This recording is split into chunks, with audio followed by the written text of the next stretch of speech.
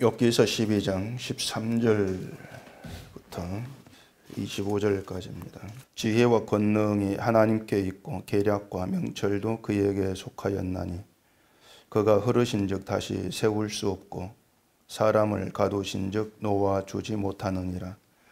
그가 물을 막으신즉 곧 마르고 물을 보내신즉 곧 땅을 뒤집나니 능력과 지혜가 그에게 있고 속은 자와 속이는 자가 다 그에게 속하였으므로 모사를 벌거벗 끌어가시며 재판장을 어리석은 자가 되게 하시며 왕들이 맨 것을 풀어 그들의 허리를 동이시며 제사장들을 벌거벗겨 끌어가시고 권력이 있는 자를 넘어뜨리시며 충성된 사람들의 말을 물리치시며 늙은 자들의 판단을 빼앗으시며 귀인들에게 멸시를 쏟으시며 강한 자의 띠를 푸시며 어두운 가운데에서 은밀한 것을 드러내시며 죽음의 그늘을 광명한 대로 나오게 하시며 민족들을 커지기도 하시고 다시 멸하기도 하시며 민족들을 널리 퍼지기도 하시고 다시 끌려가기도 하시며 만민의 우두머리들의 총명을 빼앗으시고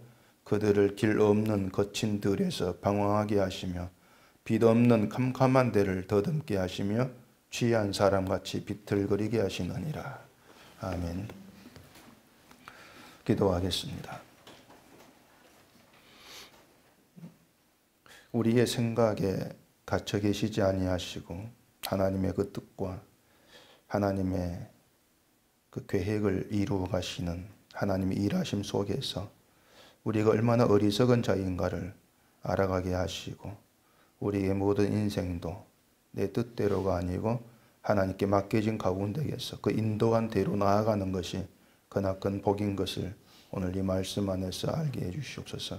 예수님 이름으로 기도합니다. 아멘.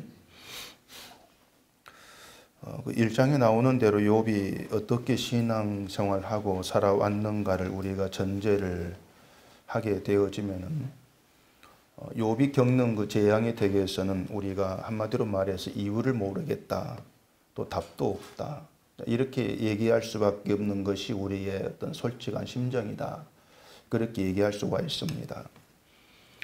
심지어 우리가 욥기를 보면서 그 욥의 재앙이 어떻게 시작되었는지를 알지 않습니까? 알고 있고 또 나중에 재앙이 끝나고 하나님이 다시 욥에게 갑절의 재산을 주셨다는 것도 다 아는데도 불구하고 그래도 그 욥에게 재앙의 이유나 또 재앙을 주신 하나님의 마음에 대해서 이게 답이다, 이렇게 확실하게 내놓을 수 있는 것들이 사실상 우리에게 없습니다. 왜냐하면은 참 이상하게도 이 성경이 그런 점에 대해서는 아예 침묵을 해버립니다. 하나님이 욥을 찾아오셔가지고 말씀을 하셨지만은 그 가운데서도 막 질문을 퍼붓는 거, 그게 전부이지 그 재앙에 대해서 욥에게 설명을 해주는 그런 내용이 없지 않습니까?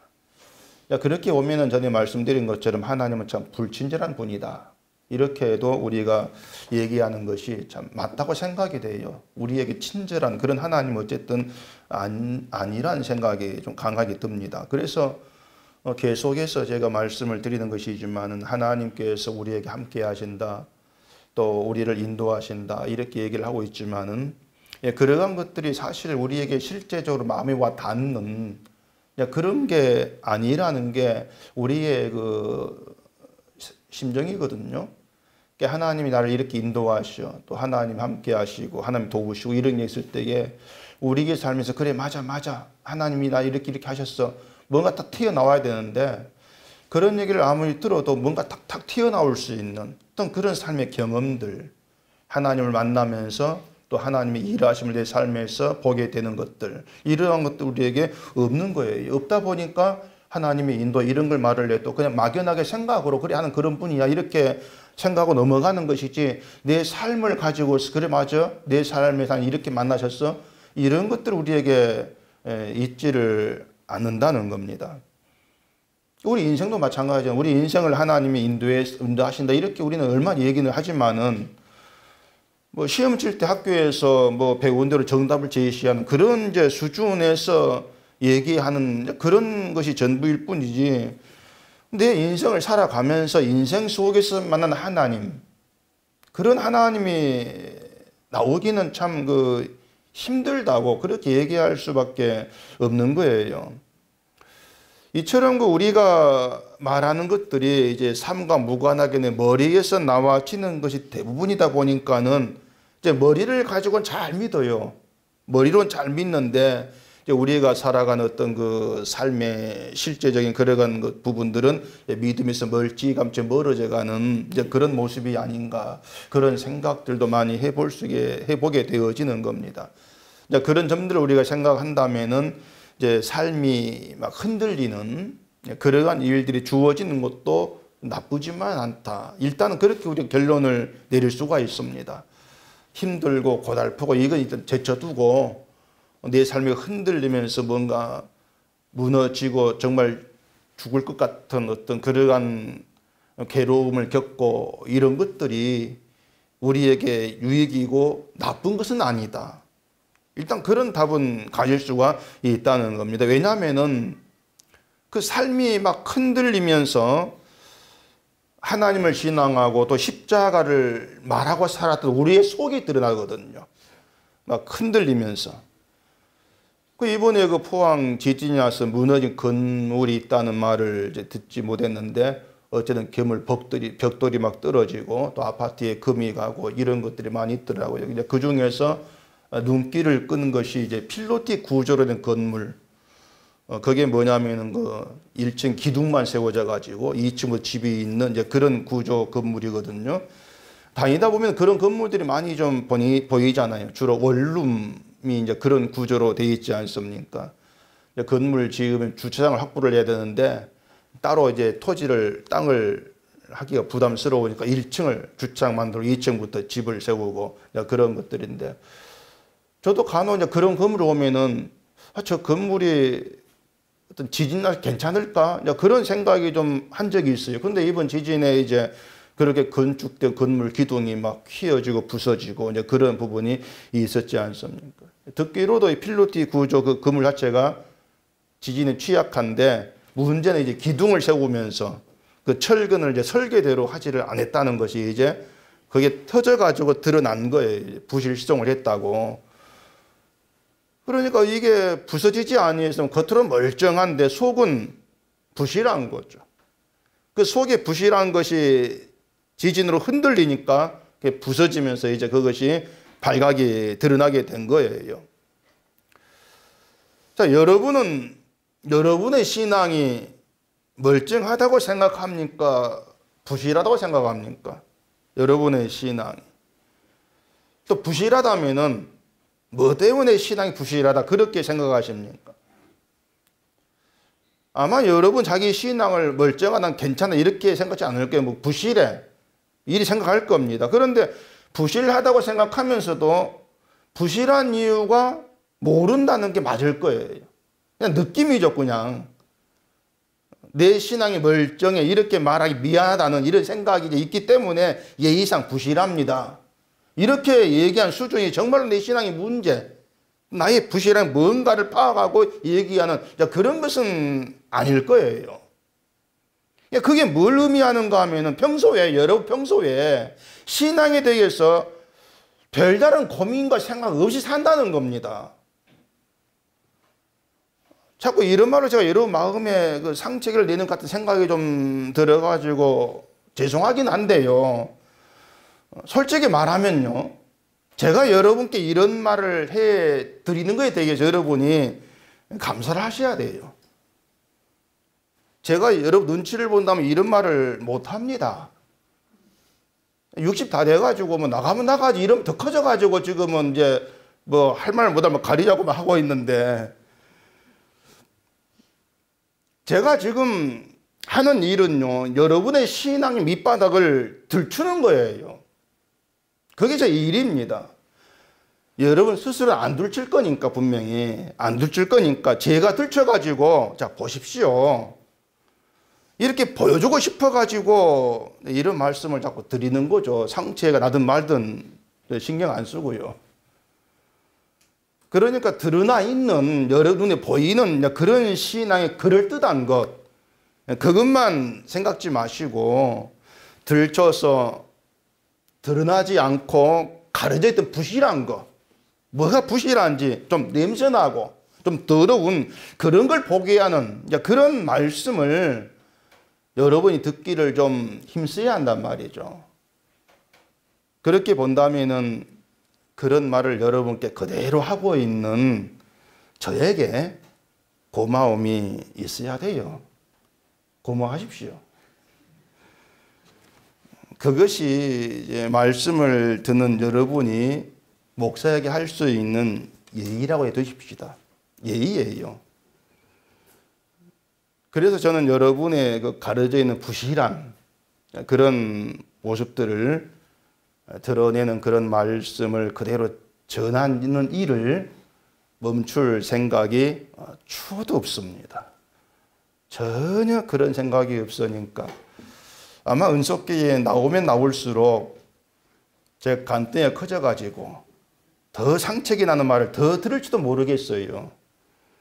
그걸 각오하시고 나오시고 아마 그래서 그런지 오전 예배 들어가 내빼버리고 그런 게 많은 것 같은데 이 자리 지금 남아있는 분들은 그런 상책이나 말을 들어도 괜찮습니다. 이런 각오로 나왔다고 제가 여기고 오후에는 더 세게 그렇게 말할지도 모르겠네요.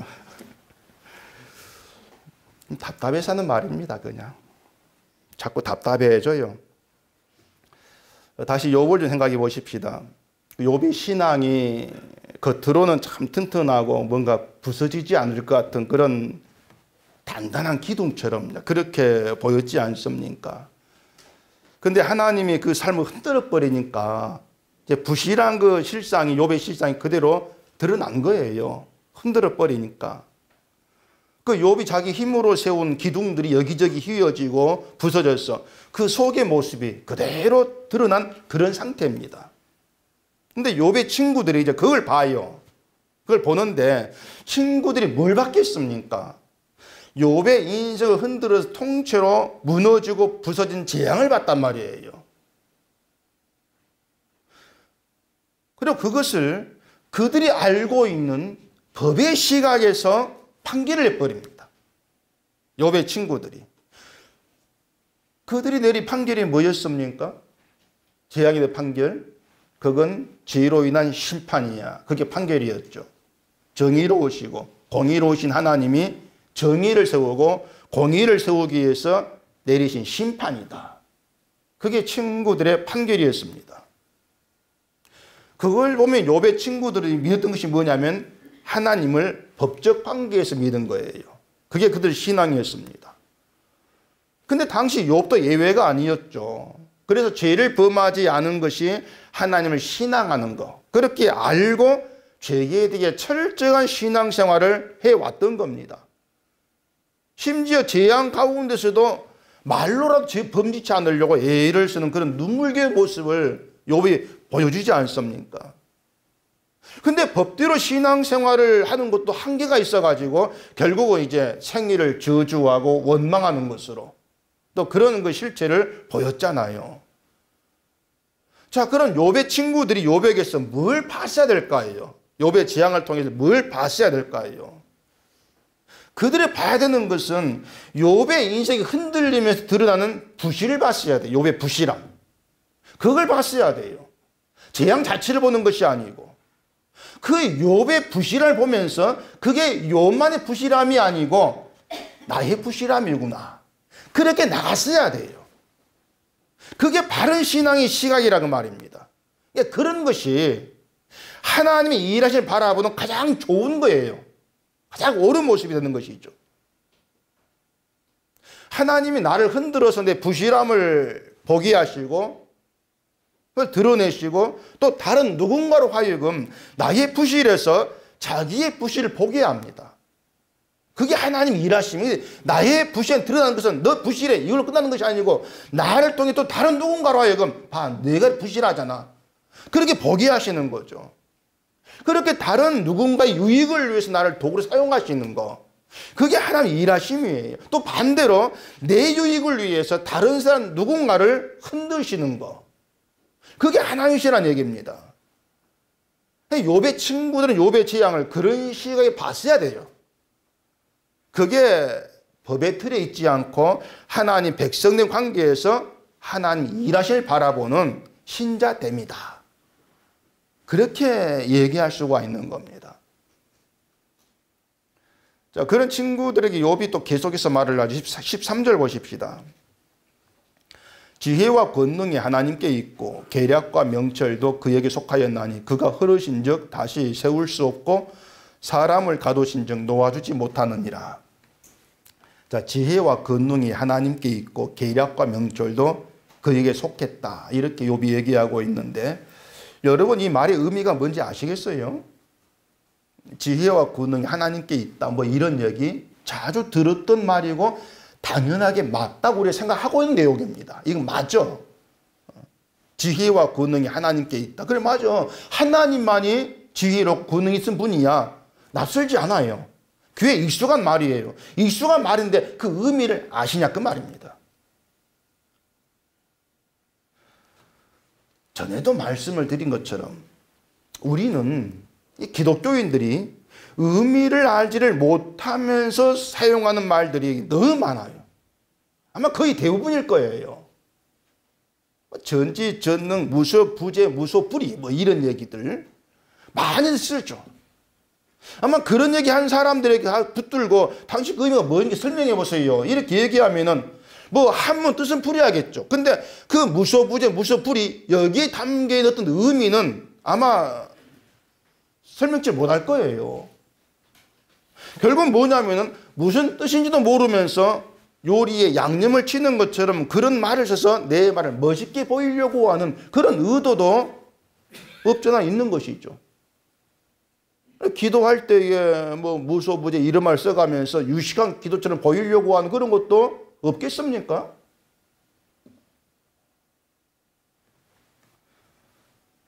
욥이 지금 하고 있는 말은요.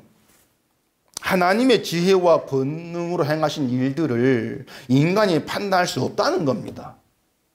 하나님께 지혜와 권능이 있다. 이 말이 인간에 없다는 것이고 그러면 하나님이 지혜와 권능으로 하신 일을 인간은 판단 못해. 알지를 못해. 이런 뜻이에요.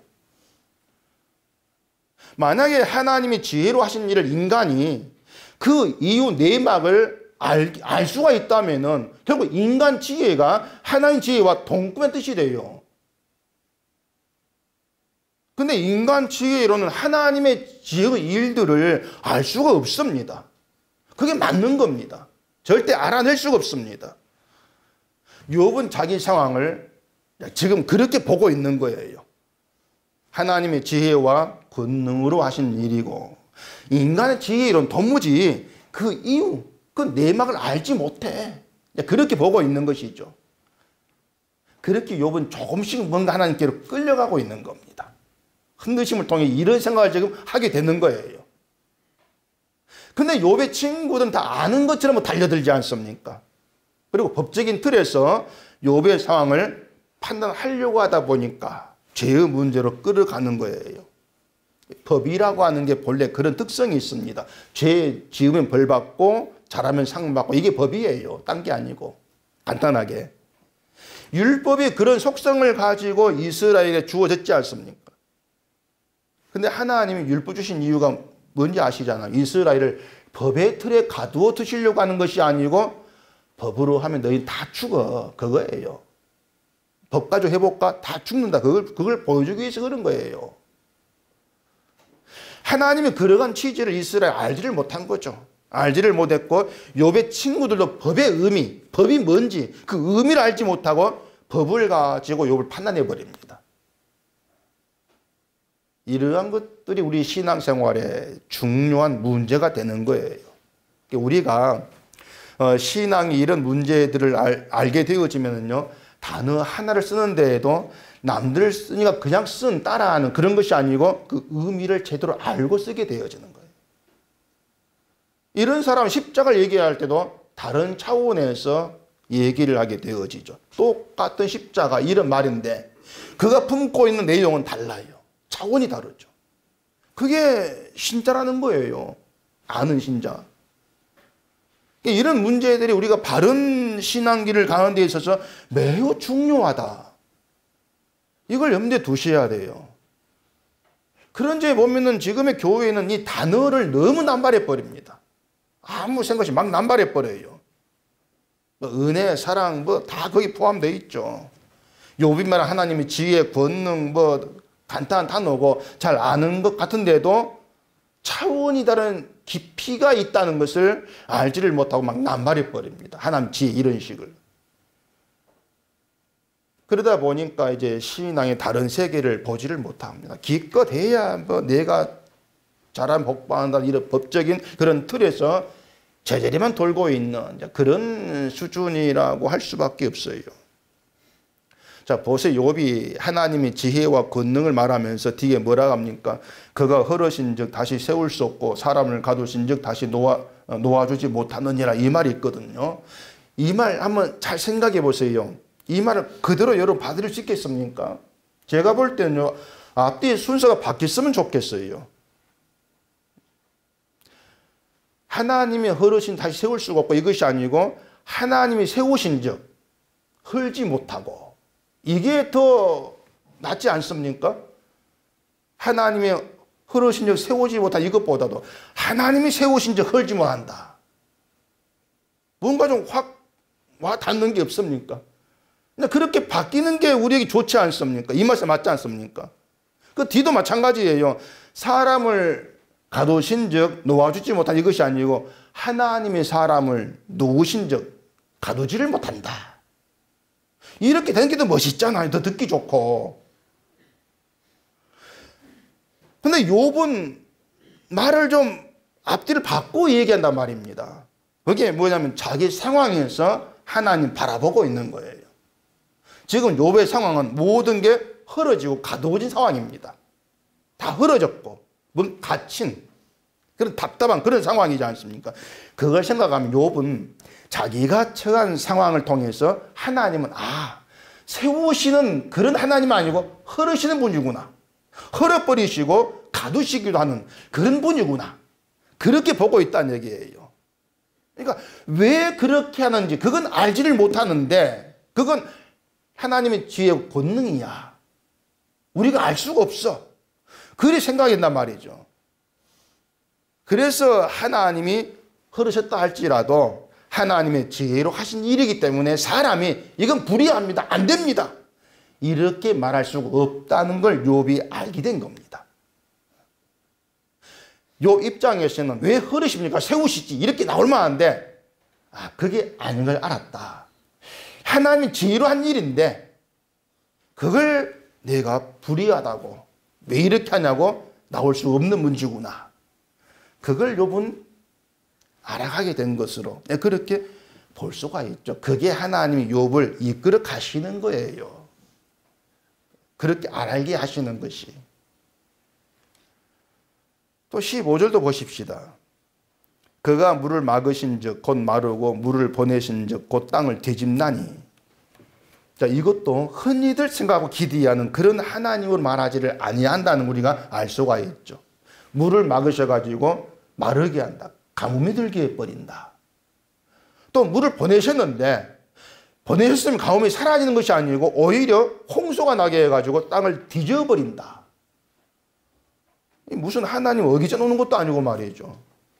인간의 기대를 훨씬 벗어나가지고 일하고 계시는 거예요. 좀 우리 사정에 맞게 적절하게 이른비한 늦은이를 주셔가면서 곡식을 풍성 거두게 하시는 그런 하나님이 아니란 얘기예요. 욥은 자기 상황에 사는 그렇게 지금 보고 있는 겁니다. 또 16절 볼까요? 능력과 지혜가 그에게 있고 속은 자와 속이는 자가 다 그에게 속하였으므로 속이기도 하시고 속게도 하신다. 속는 걸 막으시는 걸 속게 하신다. 다 그런 내용입니다. 지금 욥이 말하는 것이. 자, 뛰어넘어서 23절 보십시다. 민족들을 커지기도 하시고 다시 멸하기도 하시며 민족들을 널리 퍼지기도 하시고 다시 끌려가기도 하시며 만민의 우두머리들의 총명을 빼앗으시고 그들을 길 없는 거친 들에서 방황하게 하시며 빛 없이 캄캄한 데를 더듬게 하시며 취한 사람같이 비틀거리게 하시느니라. 그러니까 이 욥의 말은 하나님의 내용 보면요, 어느 한 곳에서도 우리가 소위 말하는 긍정적인 하나님 없습니다. 우리를 뭐 형통하게 하시고 평안하게 도우시고 약한 자로 지켜주시고 그런 하나님 없어요. 욥이 하나님은. 이것이 욥이 모든 걸 다 잃어버리고 무너짐을 겪으면서 알게 된 하나님입니다. 하나님은 이런 분이었구나. 어찌 보면은 마치 하나님 폭군처럼 표현되고 있지 않습니까? 폭군처럼. 그럼 욥은 지금 너무 자기 상황에서만 하나님 생각하겠습니까? 욥이 하나님을 뭔가 잘못 아는 것이 아니냐고 하는 거죠. 근데 욥만이 아니고요, 우리가 살아가는 현실에서 봐도 욥이 말 하나님 딱 들어맞습니다. 욥의 친구들이 하나님이 아니고 욥이 알게 된 하나님 딱 들어맞아요. 우리 상황에서도. 다만 하나님 폭군이다, 이것이 아니고 하나님의 지혜와 권능으로 행하신 일들을 우리가 알 수 없을 뿐이다, 그 말입니다. 분명한 것은 하나님은 불의한 분이 아니다는 거죠. 불의하신 분이 아니고 우리가 단지 하나님 마음을 모르고 그 지혜를 알 수가 없다, 이게 답이에요, 사실은요. 그래서 여러분이 하나님과의 관계에서 정리해 두셔야 될 것이 뭐냐면은, 하나님이 하시는 일들은 우리의 기대, 우리의 소원, 우리의 행위를 초월해 있다는 겁니다. 분명한 겁니다. 그게 전혀 분명히 되셔야 돼요. 그러니까 하나님은 우리의 뜻과 전혀 상관없이 일하신다는 겁니다. 내 뜻을 들어주시는 것이 아니고요.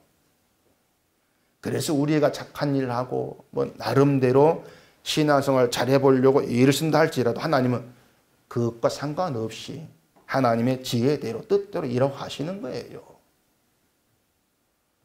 우리는 그걸 욥에게서 아주 확실하게 확인하지 않습니까? 그래서 욥의 신앙이 완벽할 정도였음에 불구하고 그걸 소개한 다음에 욥의 모든 걸 무너뜨려버리는 그런 내용으로 전개가 돼요. 이 의미심장하죠. 출발은 완벽한 신앙인데 뒤에는 다 흔들어버리고 뺏어버린다. 이게 의미심장한 내용이 되는 거예요. 그러니까 하나님의 일하심하고 우리의 선함하고 아무런 연관이 없다. 그걸 욥이 보여주고 있는 겁니다. 이런 말을 들으니까 도무지 이제 하나님을 믿어야 될 이유가 좀 사라지는 것 같은 그런 생각이 들지 않습니까? 아니, 하나님이 일하시는 게 그런 것이라면은 내가 하나님 믿을 이유가 뭐가 있어? 결국에 하나님 그 천국 가는 게 전부이지 않는가? 뭐 그런 생각이 좀 들지 않습니까? 행여라도 그런 생각이 든다면, 하나님 그런 분이라면 내가 왜 믿지? 그런 생각이 드신다면 그건 아직도 믿음을 법적 관계에서 생각을 하기 때문이라고 할 수 있습니다.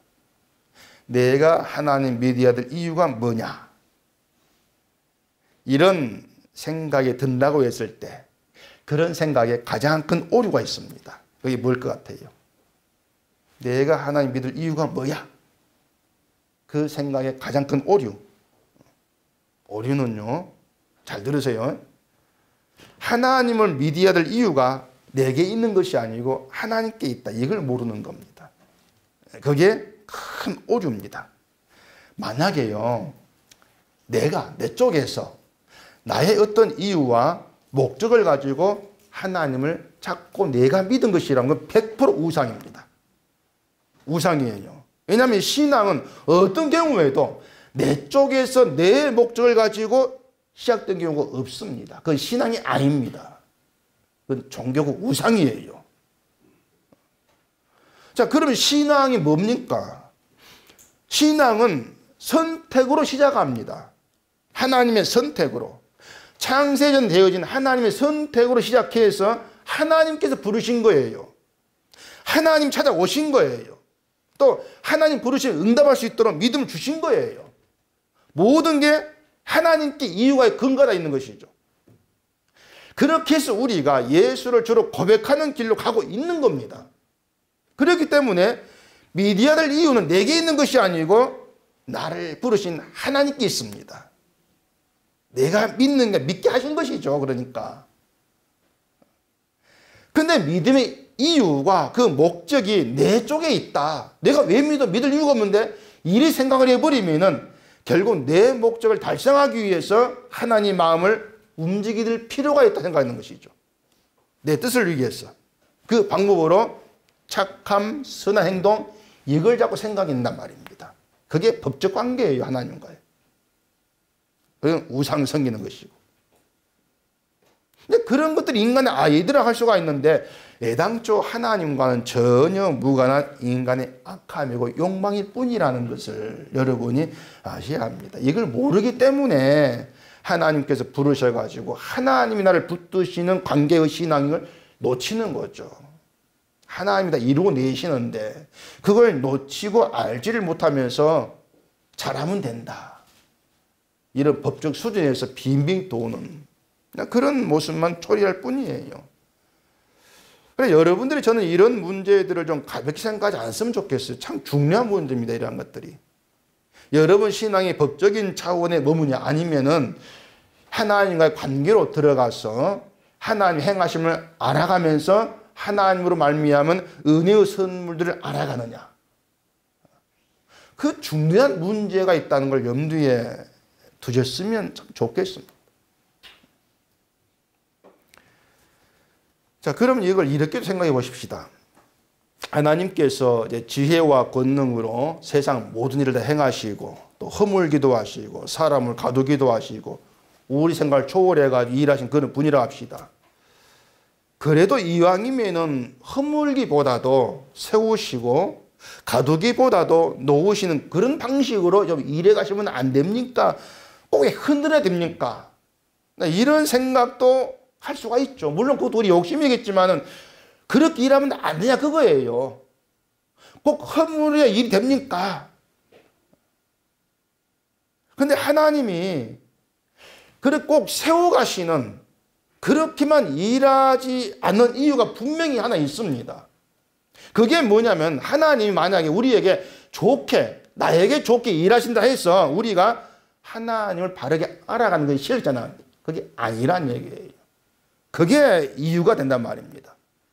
만약에 하나님이 인간에게 좋게 일하시는 그것만으로 인간이 하나님을 척척 알아내면서 하나님이 누구신가를 또 알아하고 또 믿고 순종하고 이렇게 되어진다면야 굳이 허물고 마르게 하면서 그렇게 일할 이유가 없는 것이죠. 좋게 하는 것만 가지고 다 된다면 좋게 하시겠죠. 근데 인간은 애초부터 그렇게 못 되는 거예요. 그런 실제가 안 되는 거예요. 그게 문제란 말입니다. 내가 워낙 평안한 거, 행복한 삶, 이게 좋은 거 다 주어지면은 그런 환경에서 반드시 놓치는 게 있습니다. 또 그런 것 속에서 하나님에 대해 알아가지 못하는 그것도 분명히 있게 되는 거예요. 그래서 우리가 하나님을 알아가고 또 하나님과의 바른 관계에 있는 그런 신앙의 길을 가는데 적절하게 모든 일을 다 행하고 계십니다. 그래 여러분께 주어진 모든 게 하나님께서 적절하게 행하신 것이다. 이렇게 여러분은 받아들이시는 것이 최고의 신앙이에요. 가장 적절한 거야. 왜? 하나님의 지혜와 권능을 행하신 일이니까. 적절한 것이죠. 그래도 하나님 좀 그것만 이렇게 하면 안 됩니까? 그런 마음이 남아있다면 여러분이 어떻게 살아가는가를 좀 생각해 보세요. 우린요 항상 내게 유익되는 것만 선택을 살아갑니다. 여러분이 선택을 하고 뭔가를 위해 일하고 이런 모든 걸 다 보면은 몽땅 다 여러분의 이익되는 거예요. 유익한 것이죠. 그게 우리 선택이에요. 내가 막 손해가 돼도 하나 영광 생각하는 그런 우리가 아니잖아요. 솔직히 말해서. 다시 말해서 우리가 살아가면서 늘 하는 선택은 잘못된 겁니다. 늘 엉터리 선택을 하고 우리가 살아가죠. 그런데 그렇게 잘못된 선택으로 살아가는 우리의 손을 하나님께서 안 놓고 계신다 그 말입니다. 그게 현실이라니까요. 만약에 하나님이 그래 그럼 네 선택에서 네 실력 네 방식도 한번 천국 가봐 이렇게 하시면 갈 수 있겠어요? 못 가잖아요. 아무도 못 가요. 우리가 내가 선택한 살다 있을 때에 그 끝은요 뭐겠습니까? 번함한 사망이에요. 내 선택대로 살았다면은 늘 선택이 잘못되어 있는데 내 중심인데 어떻게 사망으로 갑니까? 사망으로 가지. 그래서 늘 잘못된 선택을 살아간 나를 하나님께 맡기지 않으면 안 된다는 생각이 절실해질 수 있는 거. 그게 내 부실함을 알았을 때 나오는 그런 어떤 그 믿음의 모습이 되는 것이죠. 그래서 우리의 부실함이 뭐냐면요. 막 기도 안 하고 성경 뭐 하고 뭐 안 하고 뭐 안 하고 이게 부실한 게 아니고요. 늘 잘못된 선택을 할 수밖에 없는 존재. 이게 우리 부실함이에요. 하루에 자 10시간 기도하고 뭐 10장 뭐 성경 보고 흥 실 다 하고 겉으로 튼튼하죠. 기둥 같죠. 근데 늘 사는 것이 내 유익된 선택. 날 위한 선택. 이걸 딱 뜯어오면은 넌 부실해. 넌 안 돼. 그게 우리 실상이라니까요. 그걸 좀 보시라 그 말입니다. 상처가 나고 내 신앙이 허물어진 것 같고 아무것도 아니고 이렇게 돼도 좀 그걸 보시란 얘기예요. 그걸 봤을 때에 이런 나를 하나님께서 붙들고 있다. 붙들고 계시고 그런 가운데 나를 하나님께 맡겨놓지 아니하면 내 인생 그 끝은 사망이다. 거기에 우리의 생각이 걸쳐질 때에 하나님께 맡겨놓지 않으면 안 된다. 절실한 생각이 있게 되어지고 그걸 믿음이라고 하는 겁니다. 하나님이 나를 끌어가지 않으면 안 되구나. 그걸 아는 것이죠. 그렇기 때문에 신자가 생각하는 하나님의 인도는요. 세상 안에서 내 가고 싶은 길을 가게 하는 그런 인도가 아니고요. 늘 잘못된 선택을 하고 잘못된 길로만 가는 나를 붙들어서 하나님이 옳다고 생각한 그 길로 가게 하신다. 그게 형통입니다, 여러분의. 그게 형통이고 그게 하나님 인도하심이고 그게 함께 하신 이유고 증거예요. 이런 인도를 우리가 구해야 되죠. 그런 하나님의 인도하심을. 우리가 분명히 믿을 수밖에 없는 것은요. 하나님이 인도하는 삶, 하나님께서 붙들어 끌어가시는 삶이 잘못되는 건 없다는 겁니다. 여러분 그런 믿음 아닙니까? 그런 믿음이잖아요. 그렇기 때문에 그렇게 끌려가는 그 길에서 넘어지고 깨지고 피가 나도 인생이 잘못됐다. 그렇게 되어지는 건 아는 거예요. 그게 우리 자신감이에요, 신자의. 세상이 볼 때는 너 믿었는데 왜 그따구야? 그게 그 모양이냐? 깨지고 너무 피나고 왜 그렇게 살아가? 이렇게 보겠죠. 근데 신자만큼은 하나님 인도하심을 들여다보고 있기 때문에 알기 때문에 아니다. 하나님 인도하심이 잘못된 거 실패는 없어. 그런 자신감. 그런 자신감이 그냥 나오는 게 아니에요. 흔들려지면서 무너지면서 그걸 경험해가면서 하나님 알아가면서 그런 게 우리에게 나타나게 되어져 맺어지게 되어지는 겁니다. 그러한 믿음이 율법적 시각에서 가능하게는 절대 불가능합니다. 안 돼요. 그런 믿음은. 하나님이 누구신가를 알고 하나님 관계를 바르게 알아가는 그 가운데에서 그러한 믿음이 있게 되어지는 겁니다. 그래서 저는요, 누군가가 좀 간증을 한다면은 하나님은 내 예상도 이런 분이 아니면 알았습니다. 좀 그런 간증 듣고 싶어요. 지금까지 간증 거의 다 통수적인 것이에요. 간증 딱 들면 예상이 딱 됐죠. 무슨 말 할 것인가 예상이 딱 됩니다. 뭔가 실패했고 안 됐고 죄 지었는데 고쳐가 이렇게 하니 복 줬습니다. 다 그런 무난 스토리죠. 그런 간증 말고 난 할 만큼 다 했는데 하나님 나를 허무십디다.